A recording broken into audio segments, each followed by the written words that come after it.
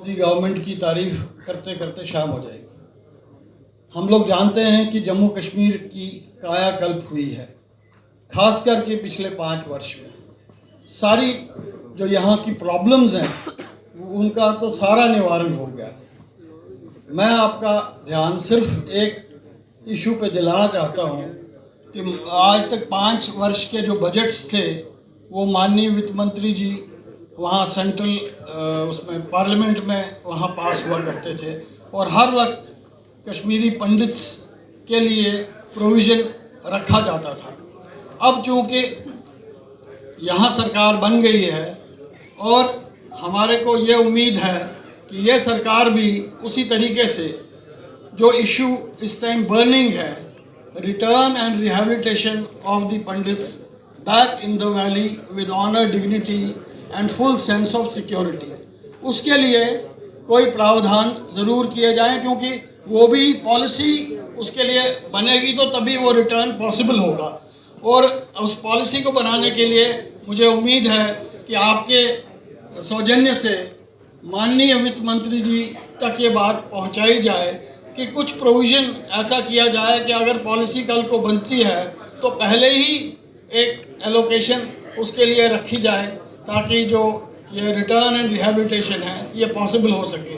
क्योंकि अभी हमारे माननीय एमएलए साहब को भी एमएलए साहिबान को भी चीफ मिनिस्टर ने बुलाया था और मुझे ये यकीन है कि इन्होंने भी वहाँ पे इस मामले में बात रखी होगी।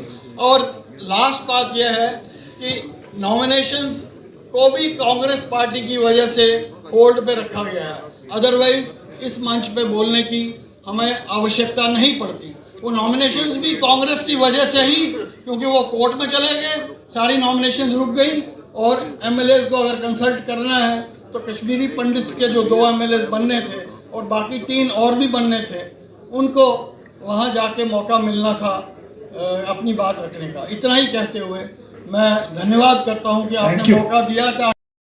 क्योंकि ट्रांसपोर्ट से ताल्लुक़ रखता हूँ और इस वक्त डीजीपीसी मेंबर जम्मू वेस्ट से हूँ।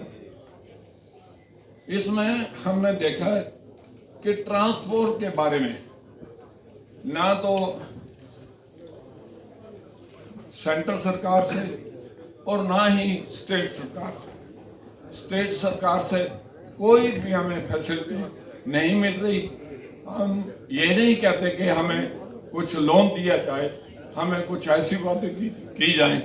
हम कहते हैं कि जो डिपार्टमेंट आरटीओ ऑफिस में हर वक्त ट्रांसपोर्टर को पेनलाइज किया जाता है।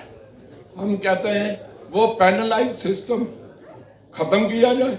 अगर कोई आदमी अपनी फिटनेस 1 महीना लेट हो जाता है वो उसको पेनलाइज किया जाता है। अगर उसका परमिट लेट हो जाता है उसको पेनलाइज किया जाता है। ये जो पेनलाइज जो प्रोसेस है ये ख़त्म किया जाए और ट्रांसपोर्ट इस पेनलाइज सिस्टम से इस वक्त 2-4 है और ख़त्म होने की जगह खड़ा है।